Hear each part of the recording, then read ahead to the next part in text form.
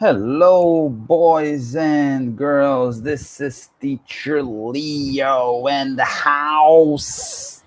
E aí, galerinha do sétimo ano, como vocês estão? Tá todo mundo bem? Todo mundo legal? Teacher Leo está aqui para mais... Oxa, fica mudando. Vem para cá, fica mais claro, mais escuro. É porque eu tô me acostumando ainda a ser um streamer. Ok, guys? Ainda tô tentando aprender a ser um streamer e, né, porque YouTuber é meio que uma coisa do passado, agora eu sou um cara super, sabe como é, né? Super por dentro de tudo. Alright, boys and girls.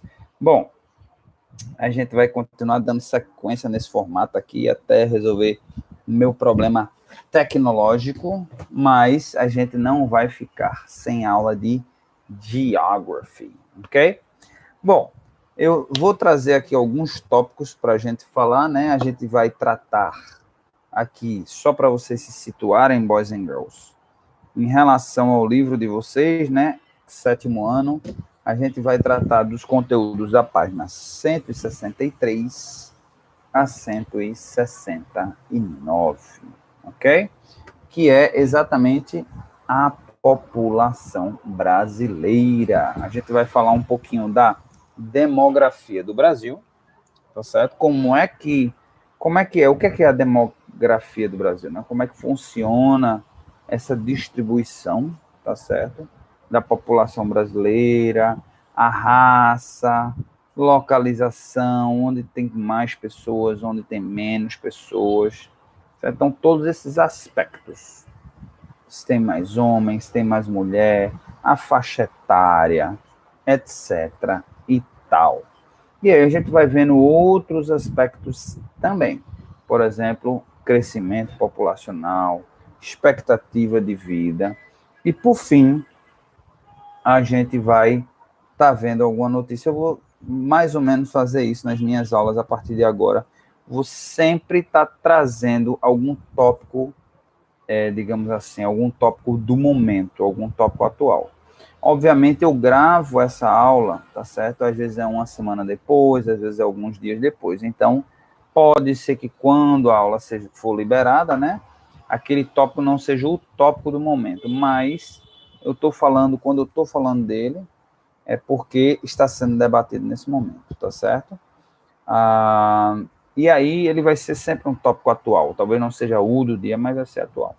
Ok, boys and girls? Então, vamos lá, vamos falar sobre a demografia, né? O Brasil é um país muito diverso.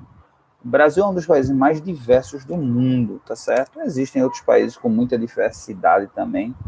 Dentre eles, os Estados Unidos, né? Eu acho que talvez eu possa até estar enganado nesse sentido. Não tenho números para comprovar o que eu estou falando, mas eu acho que talvez os Estados Unidos seja o país mais diverso de todos, né? Porque você tem gente literalmente dos 4 cantos do planeta, né? Lá nos Estados Unidos.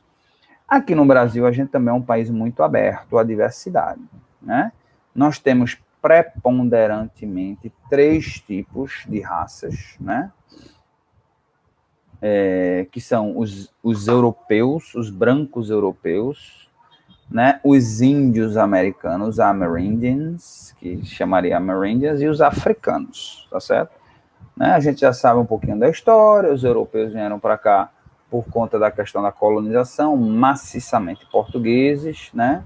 Então, o europeu mais, aquele europeu mais do Mediterrâneo, né? E por isso que a gente tem alguns de nós, né? Alguns têm um aspecto mais africano, outros têm um aspecto mais europeu, poucos ainda têm um resquício de índio, né? Mas o que realmente em relação à questão do branco europeu, né, é um branco mais aquele do Mediterrâneo, que é a nossa característica, né? Que é uma pele branca, mas não tão branca, tá?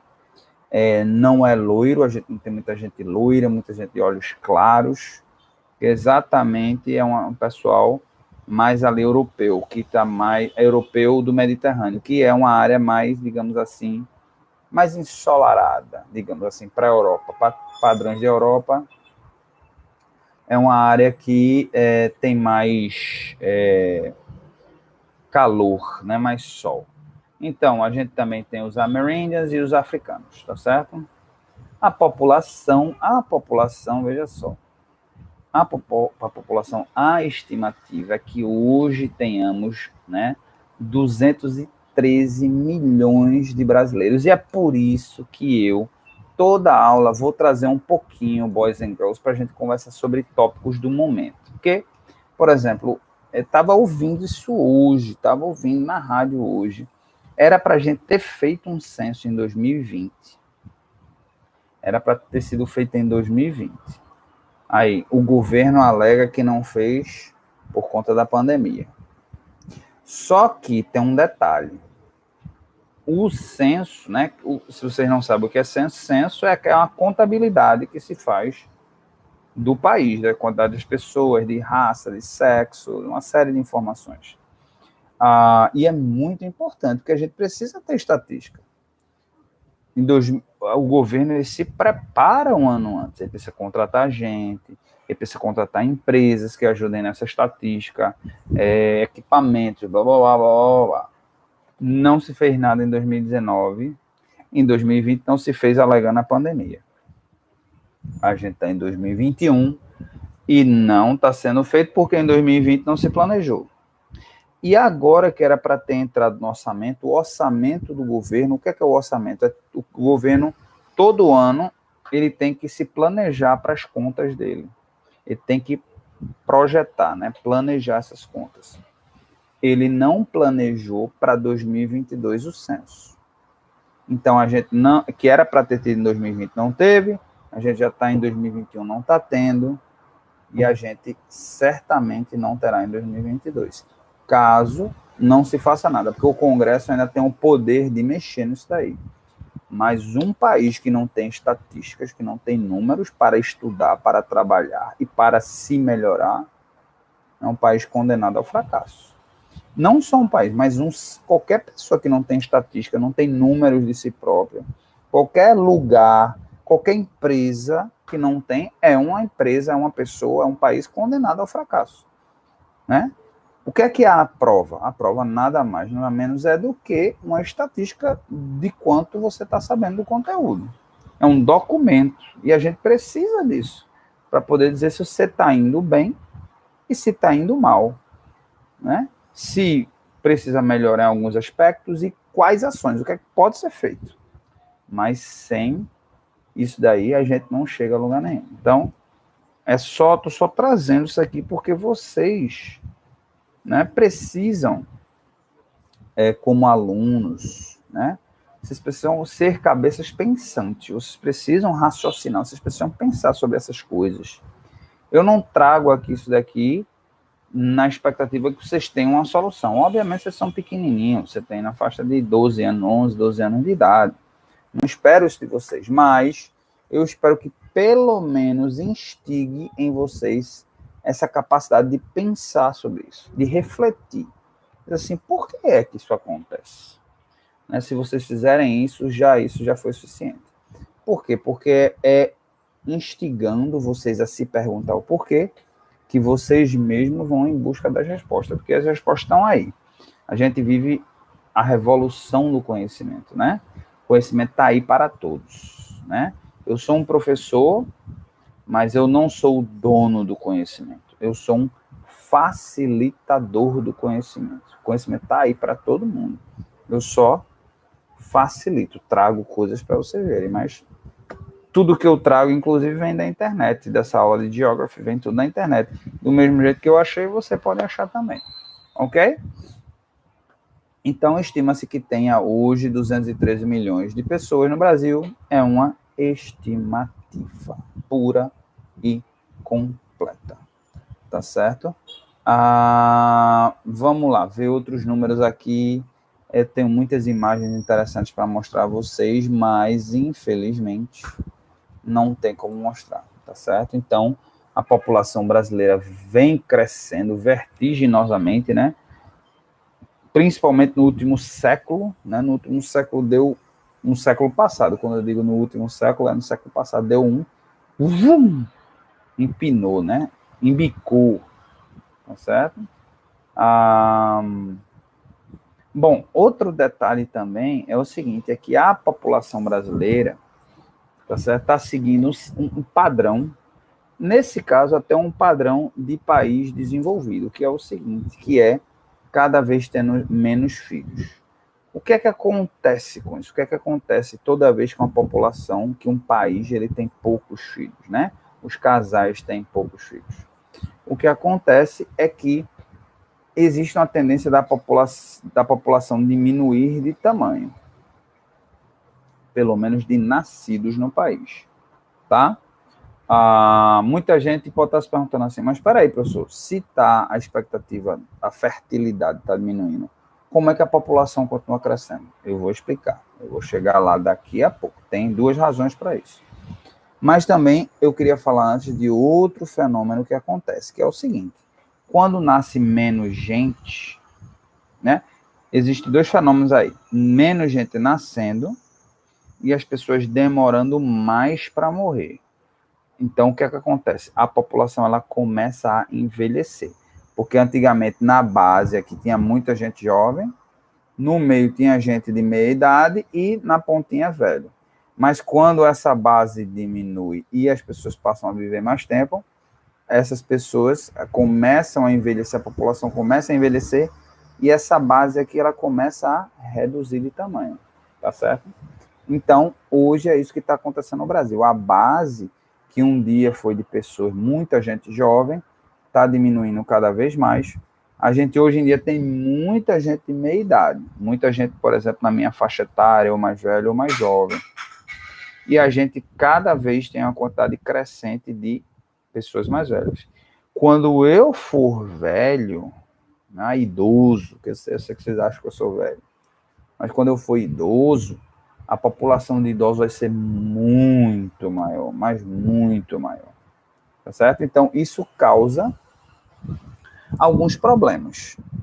Isso é bom por um lado, mas causa um... É bom por um lado por quê? Porque quanto mais as pessoas vivem, mais as pessoas também vão, aquela experiência, aquela vivência das pessoas, as pessoas vão usando para melhorar o mundo. Então, por um lado, isso é bom. Por outro, isso causa um problema social. Qual é? As pessoas se aposentam e passam mais tempo vivendo. Hoje, como funciona, né, a questão do sistema de aposentadoria social, as pessoas que trabalham hoje trabalham para sustentar, para pagar a aposentadoria de quem está aposentado hoje. Quando você tem muita gente contribuindo, para pouca gente aposentada, ótimo. Quando isso se inverte, você tem menos gente contribuindo e mais gente aposentada, você passa a ter um problema financeiro, tá certo? Do país. Então, por essa razão, há alguns anos, o governo brasileiro, inclusive, passou uma reforma da Previdência, que não resolve o problema, mas, né, tentaram fazer alguma coisa. Se foi bom ou se foi ruim, aí pesquisem a respeito, tá certo? Mas, voltando para a questão, né, de nascimentos, né, alguém pode perguntar, mas professor, o senhor ainda não respondeu. Se a taxa de natalidade, a quantidade de crianças está cada vez reduzindo, por que é que a população brasileira está crescendo ao invés de diminuir? Duas razões, ou três. Primeiro, as pessoas estão vivendo mais, então as pessoas estão demorando mais para morrer, número um. Número dois, está reduzindo, mas veja só, a população brasileira, ela continua crescendo, não chegou ao ponto ainda de a população, vamos dizer, tá nascendo, não está nascendo criança suficiente para fazer a população crescer, né? A população brasileira, a taxa de natalidade hoje do Brasil é em torno de 2019, né, estatística 0,75%. Ou seja, a gente, vamos calcular 210 milhões, então 1% desse daria 2 milhões e 100 mil, quer dizer, deu menos do que isso. Então, deu aproximadamente 1 milhão e 800, 1 milhão e 700 pessoas, tá certo? Que tem a mais, que entre que morreu e nasceu, né? O crescimento da população, a quantidade de gente que morre e a quantidade de gente que nasce. Ainda não chegou ao ponto de ter crianças, não ter crianças nascendo o suficiente para fazer a população crescer. Essa é outra razão. Se eu não me engano, hoje a taxa de natalidade é de 2,1 por mulher. 2,1, 2,2 por mulher. Quando abaixa de 2, aí você começa a enfrentar um problema de redução da população. Vários países europeus já passam por isso, tá certo? O Brasil já está próximo, dentro de mais aí uma geração provavelmente já vai estar abaixo disso. Existe um outro fator que estimula o crescimento da população, tá certo? E no caso, essa é uma das razões, inclusive, da população estar crescendo em alguns países da Europa e dos Estados Unidos, que é a imigração. Pessoas vindo para o Brasil. O Brasil, por exemplo, né, por conta dessa crise aí da Venezuela, o Brasil teve uma multidão de gente vindo para o nosso país, né? A gente também tem, pelo menos na década passada, a gente teve também uma quantidade razoável de pessoas vindo até da Europa, a gente tinha até europeus, né? Vocês são muito pequenininhos para lembrar disso, mas na década passada já era comum a gente ver europeus andando por aqui. Nem tanto por Recife, porque Recife já é muito grande, já é muito inchado, né? Já tem, mas em cidades com potencial de crescimento, feito Fortaleza, feito Rio Grande do Norte, né? Feito Natal, né? Talvez um pouquinho na Paraíba, né? Mas não tanto, acho que não tanto, entendeu? Mais cidades pequenas, menores, mas com potencial de crescimento e qualidade de vida, né? E custo de vida baixo, porque na verdade esses europeus que vinham para cá, vinham atrás disso, de uma oportunidade para montar um negócio, custo de vida baixo e qualidade de vida, né? Sol gostoso o ano inteiro. Então, a gente teve uma releva realmente de espanhóis, de italianos, de portugueses vindo para o Brasil, no começo, lá no fim da década passada. Agora, por conta da crise, isso daí se reduziu. Ok, boys and girls? Bom, questão também da taxa de natalidade, tá certo? Tá explicada aí, né, a questão da taxa de natalidade, tá certo? Bom, that's it, tá certo? A gente falou, né? Então, essa questão da população brasileira, deixa eu ver se tem alguma coisa. Distribuição populacional, né? Vamos dar uma olhadinha aqui direto do livro, né? O Brasil, ó, tem 53, que é isso, populações em milhões, 53 milhões de habitantes na região Nordeste, né, em percentual, isso dá quanto? O livro não fala. A gente tem 15 milhões de pessoas na região Norte, é até surpreendente, eu estou achando até muito. Tem mais do que na região Centro-Oeste, na região Centro-Oeste tem 14,1 milhões, tá certo? A região Sudeste é disparada, que mais tem, né? 80 milhões de pessoas. E a região Sul tem 27,5 milhões de pessoas, tá certo? Como a gente já tinha falado aqui, né? Os países mais populosos do mundo, o Brasil está entre eles, né? Mas a gente tem a China, o país mais populoso do mundo, né? Depois vem a Índia, tá certo? Com a China com quase 1,4 bilhão de pessoas. Depois a Índia com 1,3. Eu pensei até que fosse 1,2, mas é porque o pessoal se multiplica, viu, galerinha? Realmente.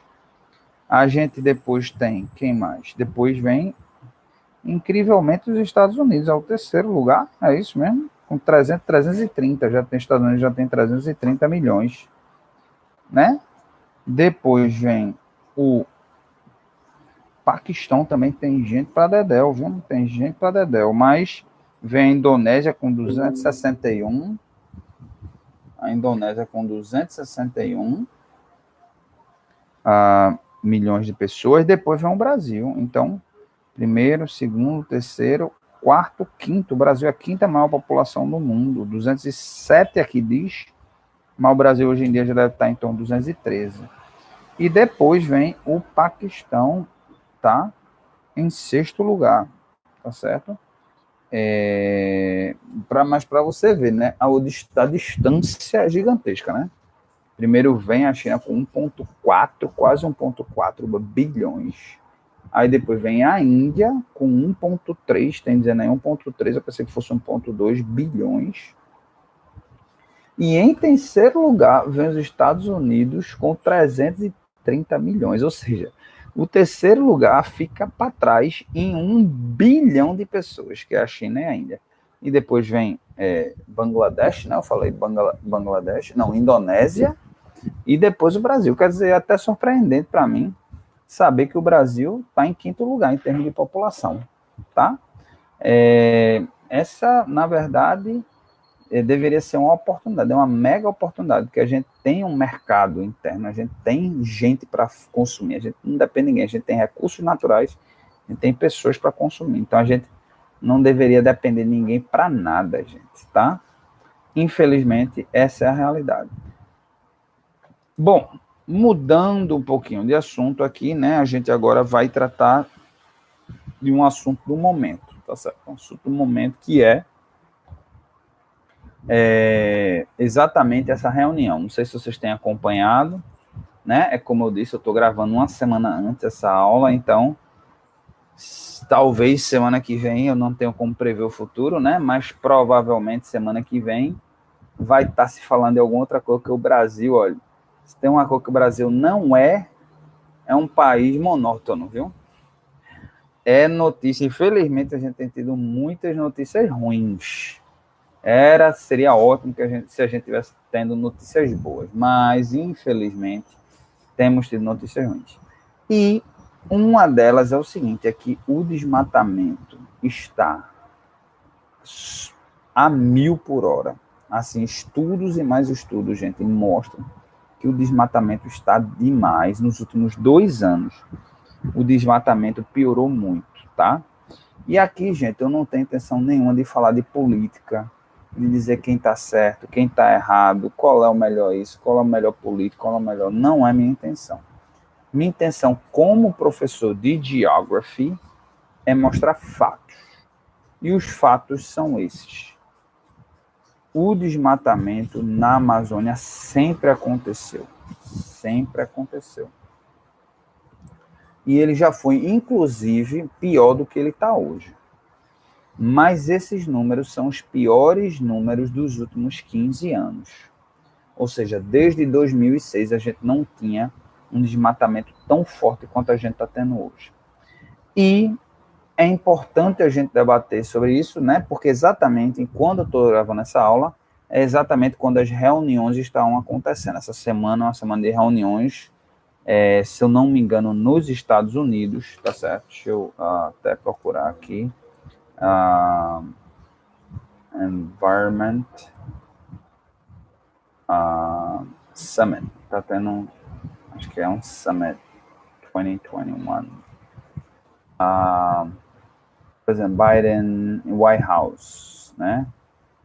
Então, tá tendo agora, April 22nd, ok. Então, vamos lá. Global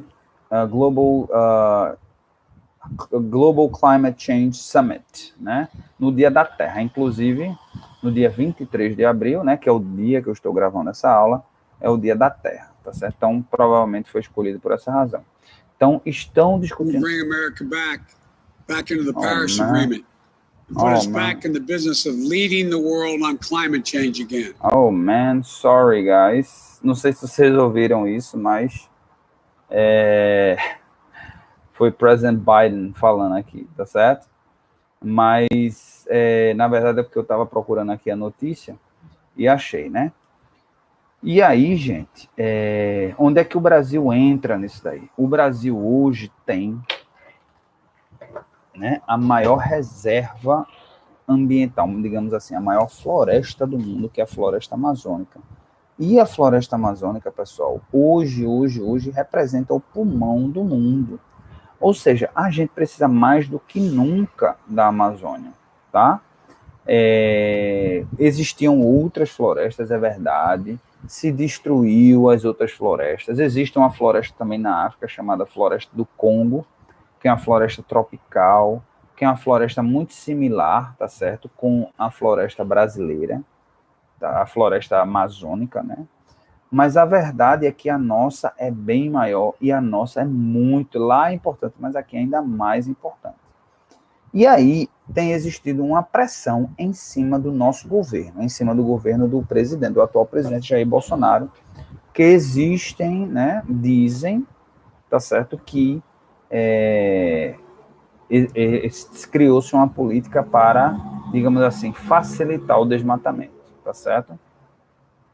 Inclusive, existe uma pressão para que o ministro dele, o ministro do meio ambiente, né, que é o ministro Ricardo Salles, que ele saia, que ele peça demissão do cargo dele, tá certo? Porque estaria permitindo que fazendeiros, né, avançassem, ou seja, desmatassem, acabassem com a floresta para poder plantar.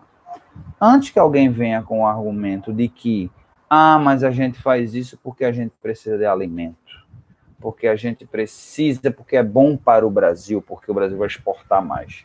Antes que venham com esse argumento, lembrem-se do seguinte: quem faz esse desmatamento são fazendeiros riquíssimos, tá certo?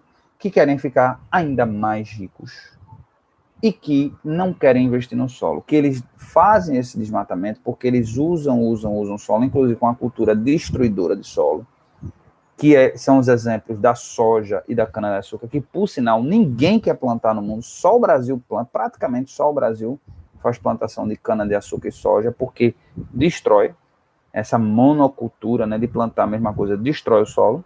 E o que é que eles fazem? Depois que o solo não presta mais, né, depois que o solo ele está ele está, como é que se diz, estéril, né, ele não consegue mais produzir nada, aí eles pegam e vão avançando no solo amazônico, que é extremamente fértil. Exatamente porque tem muitas árvores, porque chove muito, queima a folhagem, por causa dos animais, então é extremamente fértil. Então eles avançam na Amazônia e eles ganham dinheiro, não é o povo brasileiro. E uma prova disso é o seguinte, é que as coisas são super caras no Brasil. Tudo é super caro, tá? Se viesse com o argumento que não, mas a nossa, como é que se diz? A nossa segurança alimentar, né? Porque o povo brasileiro precisa comer a nossa comida barata, não. Comida é cara, carne é caríssima. Carne, se vocês conversarem com o papai e mamãe, vão ver que o quilo de carne está mais de R$30. Carne de segunda, né? Vocês vão ver que... E por que isso? Porque exatamente essa soja serve exatamente para alimentar animais, o milho, a cana-de-açúcar, o combustível caríssimo. Se a gente pagasse combustível baratinho, não, porque a gente tem etanol, aqui a gente produz o álcool e tem etanol. Quase R$5, R$4,50 o litro do etanol. A gasolina, 5 e lá vai o trem, misturando 20 e tantos por cento de etanol. Então, assim, qual é o argumento que a gente usa? Poucos se beneficiam, porque quem exporta são os grandes fazendeiros, nem o pequeno agricultor se beneficia. Porque alguém pode dizer, não, mas o pequeno agricultor pode pegar um pedaço de terra? Não. Ele vende para o mercado local. Então, era muito melhor que a gente criasse uma cultura, uma política de investir no agricultor pequenininho, porque esse agricultor pequenininho, ele tem interesse em vender para a gente, porque ele não tem escala para exportar, ele não tem. Então, ele tem que vender local. Seria bom para a gente, como a população, daria muito mais segurança alimentar para nós, brasileiros. Entendeu?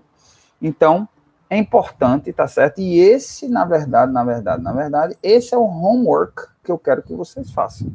Tá certo?